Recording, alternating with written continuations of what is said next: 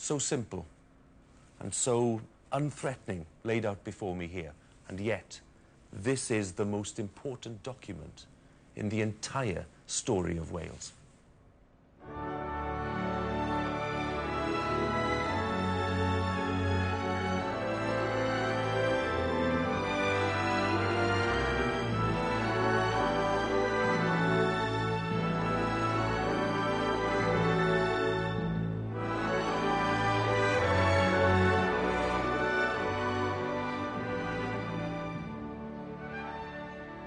And while I'm at the museum here in St Fagans, I'm taking the chance to learn more about this essential chapter in our story from Professor Geraint Jenkins. Well, Geraint, here we have, I think, one of the prime symbols of the Act of Union. What is it? Well, it is indeed. It's a justice's chair from the 16th century. It's an emblem, really, of the new Wales that is dawning, a new Wales in which English becomes the language of law and administration, and English becomes the language of the courts. Let us imagine, Hugh, that you broke the law, that you stole a handkerchief and you were brought before your betters. An English justice coming from England would sit in judgment on you. You were a monoglot Welsh speaker, would not understand a word of the proceedings, but you would give your evidence in Welsh and it would be translated into English. When the verdict arrives and the judge condemns you to death, you would then be hearing the verdict and hearing the condemnatory address from the Chief Justice in a language you do not understand. Was there not some kind of boiling anger among people about what was going on? Not really, because there might have been, of course, amongst the Werin Bobol, but it's the gentry that are calling the shots. And they're the ones who benefit from the Acts of Union. They see that this is going to help them build estates, it's going to make them the local governors, they'll have a voice in Westminster, they will become the top dogs in Welsh society. So they're saying, to all intents and purposes, bring it on. Are there any clear benefits to Wales from the Acts of Union? Well, if you were a gentleman, certainly there were benefits for Wales. You know, you look at what the spin doctors for the gentry are saying. They're saying that Wales and England live in harmony. That no country in England, that's striking, isn't it? No country in England has flourished as much as Wales after the Union settlement. So they knew that they were the major economic beneficiaries of the Union. Geraint, for the first time, the Act of Union is on Welsh soil. What does that mean to you? Well, I don't know about you, Hugh, but I've been having goosebumps because this document has had a huge psychological effect on the Welsh people. We habitually use the phrase, despite ourselves, England and Wales. I bet you never say Wales and England any more than I do. It's a dictum, really, that starts with the Act of Union. Then again, the fate of the language, that something is very, very important to us both, because Welsh is our mother tongue, both of us, and we worry about the fate of the language. That, again, stems very largely from the language clause in 1536. So I think this is an act which, over the centuries, has embedded itself in our minds and in our hearts and in our souls. It's very, very important in the story of Wales, and I think the story of Wales would have been very different without it.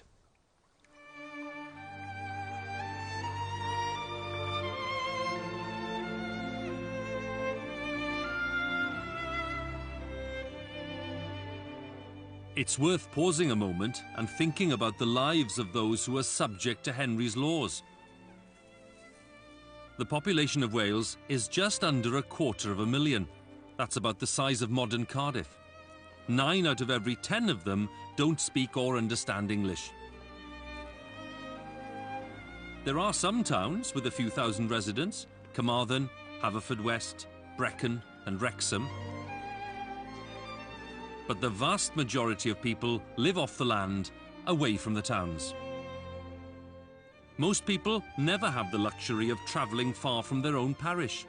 Their lives are focused on a tight locality, a filltir sgwâr, their own patch, something that's still so important for many of us in Wales.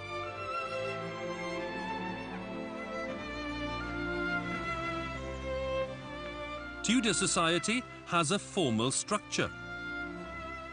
Below the nobles and the gentry are the yeoman farmers, who own their land and work on it alongside paid labourers. But the backbone of society is the class of tenant farmers. They rent land from the rich, and they can be thrown off it if they can't pay. Their families are large, but disease and food shortages mean that many of their children never survive to adult life. Mum!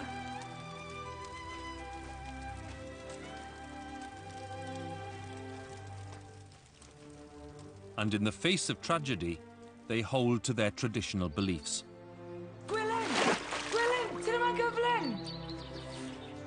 Wales is a Catholic country. The Welsh are known across Europe for their devotion to the Virgin Mary. And their Christian practice sits alongside the faith they have in more ancient rites and rituals, like the healing that can be had from holy wells and springs.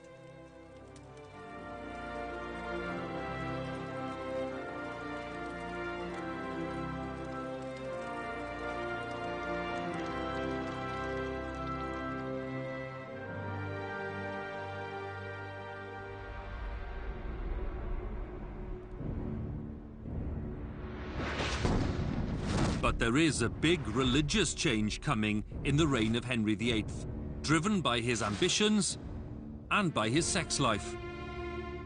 Henry's marriage to Arthur's widow, Catherine of Aragon, and then his desire to annul the marriage, sparks a break with the Pope in Rome. And Henry uses the split to get his hands not just on a new wife, but also on money and property, and lots of it. Henry is targeting the monasteries, places like this, the Abbey of Strata Florida near Tregaron. He's attacking places which for centuries have been pillars of Welsh life, where monks have chronicled our history and supported our princes and poets. What happens is perfectly lawful. Henry's made sure of that. But he is responsible for the destruction of some of the greatest buildings in Western Europe, and they now lie in ruins. It's an act of state-sponsored vandalism on an epic scale. And here in Wales, the damage is more extensive, because that link between the monks who lived in these places and Welsh learning and culture is now broken.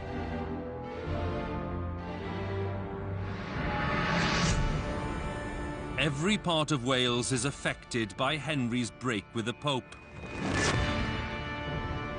It suits those Protestants who want to smash Catholic practices here. And they target 6 places of key religious significance. One of them is Penrhys in the Rhondda. A miraculous wooden statue of the Virgin Mary is said to have appeared here. This modern statue commemorates the tradition. Henry's enforcer, Thomas Cromwell, knows that they'll need to move very carefully. This is one of the holiest places in Wales. Pilgrims came here across land and sea, according to the poets. They came to bathe in the water of the Holy Well. They came here for healing of body and of mind. But by the 15th century, there was also a statue of the Virgin Mary, which was said to have appeared as if by a miracle. It was found in an oak tree. It was the Virgin Mary with the baby Jesus in her arms. She's bending over to kiss him. She's the Queen of Heaven, but she's also an ordinary peasant woman with her baby in her arms. I think that was what spoke to the ordinary people of this area. She was one of theirs.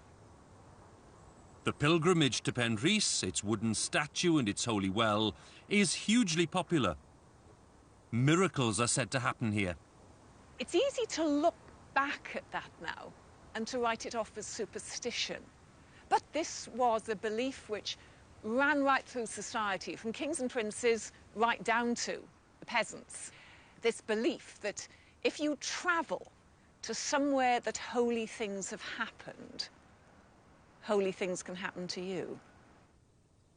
But for the Protestant reformers empowered by Henry VIII, Beliefs like these are not just superstitious, they endanger national security. For them, the destruction of shrines like this was a priority, no matter how beautiful they were, no matter how much people loved them. In fact, precisely because they were beautiful and people loved them. Sir Thomas Cromwell wrote in the summer of 1538 to a local landowner, William Herbert, of St Julian's in Newport, and told him to come to Penrhys and to destroy the shrine. When he got here, he had an audience. So what he says in his report to Thomas Cromwell is, I explained to them what they were doing wrong, I told them how they were dishonouring the king and God, and I took the statue away. End of problem. The strange thing about his story is that it took him 3 weeks to write up the report. And when he wrote it up, he said the statue was still in his house in Newport. Now that statue was hot. It could have sparked a rebellion. What's he doing with it still in his house? But if Herbert is having second thoughts about Penrhys's miraculous statue, there's no evidence that anything comes of them. The wooden statue is taken to London and it's burnt to cinders.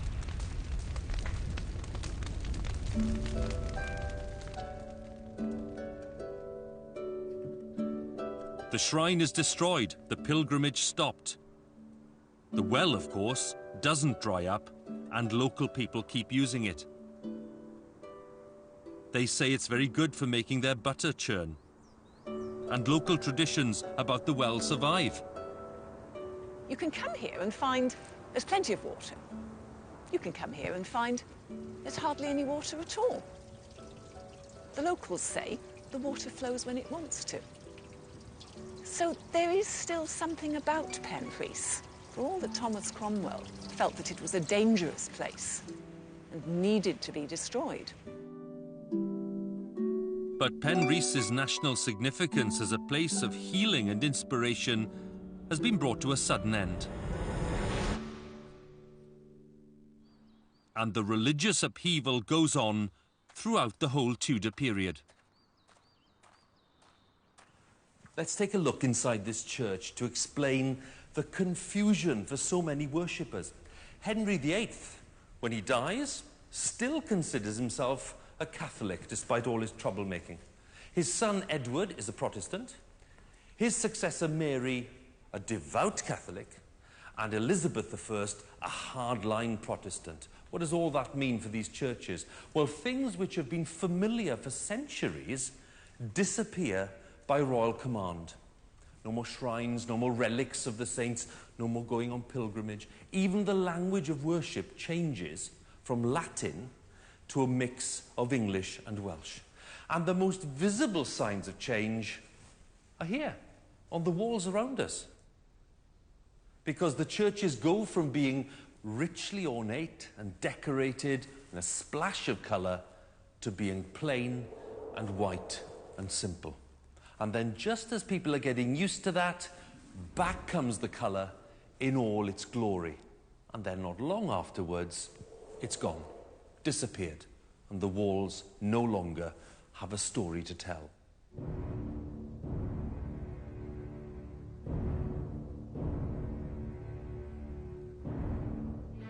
Of course, the church doesn't change everything overnight. And worshippers don't depend solely on wall paintings for their understanding of the gospel. They're already used to